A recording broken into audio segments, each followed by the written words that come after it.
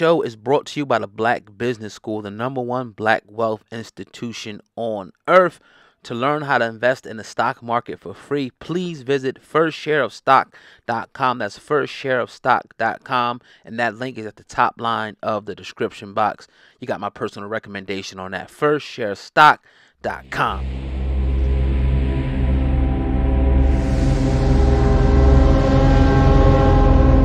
From a case that we seen years ago kind of shape up and do what it does. Unlike some other cases, we won't go into that right now, but certain cases just disappear. But anyway, we're going to talk about one case, man. Nipsey Hussle, man.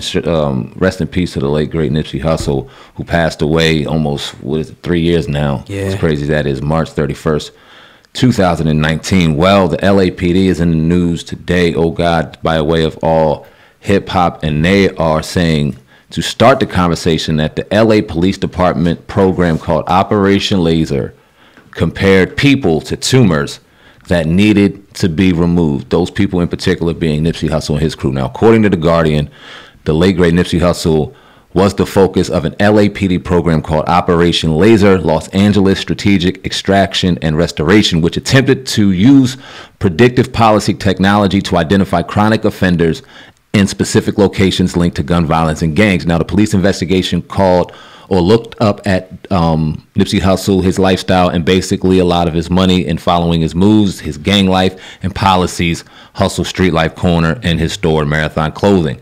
Now, Michael Safi, an American reporter for The Guardian, identified the 77th Division of the LAPD as the ones that looked at Hussle, canvassing his family, his associates, and his business. He said, Nipsey and his family and friends all had frequent contact with the LAPD. LAPD had a lot of interest in Nipsey and his business efforts from the very start. His brother Sam told the reporter how they used to sell stuff on the street corner, how the LAPD would come over and hassle them. We all heard that story before. Now they're saying the success of the store brand and Nipsey's career was unexpected under the suspect by the LAPD. In 2017, the two brothers opened a store. Finally, they were able to open up the store. We all know that. Now, the police presence actually went up, even though the store was positive and totally legal. Allegedly, even when out-of-state off-duty officers would come in and support the business as fans of Nipsey, they wouldn't be interrogated by the beat cops focused on finding crack in the new businesses. So this goes on.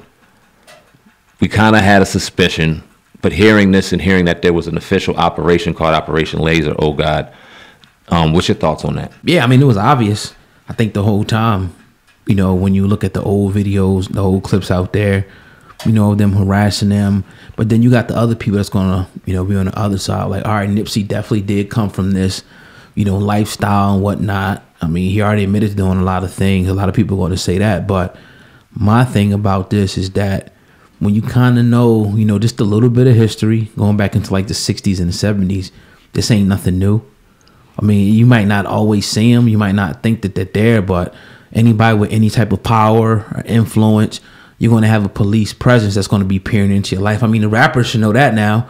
All these people getting hit up with cases. And, you know, we found out years later that, you know, Tupac, Michael Jackson, all these people were under FBI surveillance for years. Not saying this is particularly the FBI, but any branch, you know, could be, you know, out there trying to, you know, get you jammed up or see what you're doing so they can jam you up. Now, I'm not going to sit up here and say this proves that, okay, the LAPD, you know, took them out. We all know about them conspiracies and people talking about this and that. And, you know, the story on the table now that a lot of people going with is that Nipsey called the dude, you know, a snitch.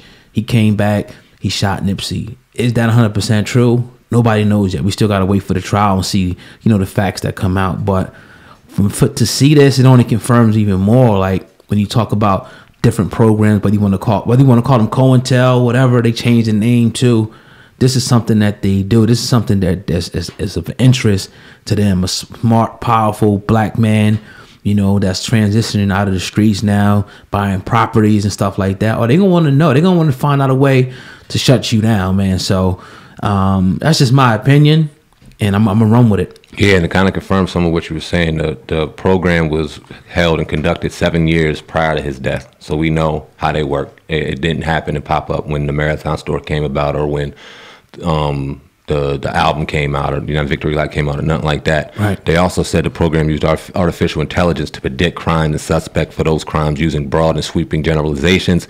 This was a classic case profiling based on race, community, social class, affiliation, and gender. All the things you just said, confirming everything.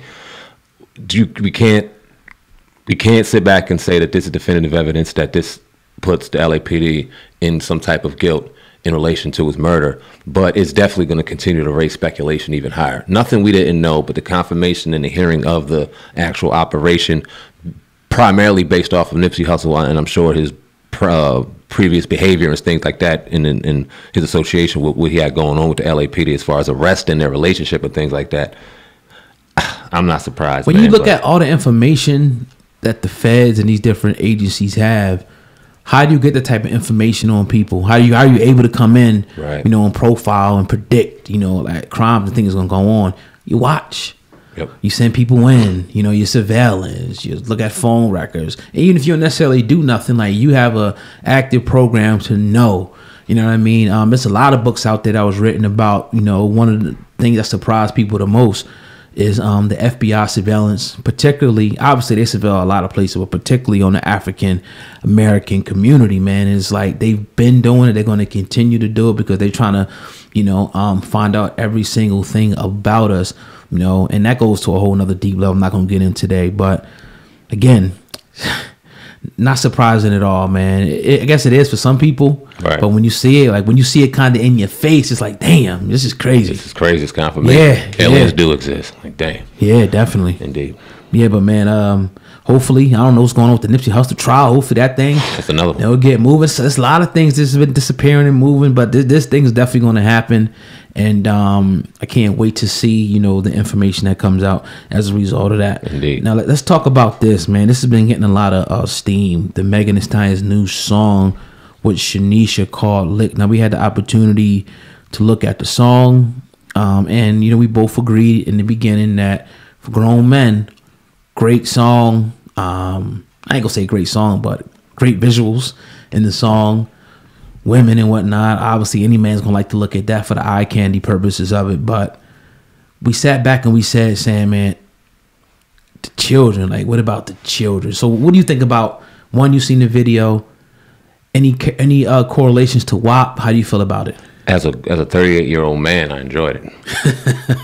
I ain't gonna lie. You know what I'm saying? Because what man doesn't enjoy? And this ain't called, I'm not trying to say cheating or anything. I love my woman and things like that. But to the eye, that's candy. You know what I'm saying? Women got candy, men got candy. That was some fucking sweet candy right there. But, and who is it being distributed to? Now, she knows a heavy of her demographic are watching that for that reason. But a lot of these young ladies are out here mimicking it because they're seeing it and they emulate it. And I looked up some of Megan Thee Stallion's demographic and millennials.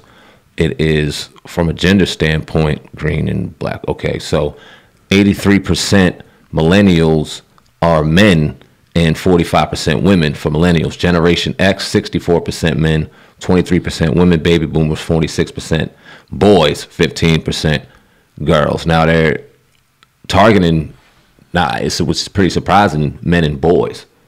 So it's a lot more boys watching Meg Thee Stallion for, obviously, this reason.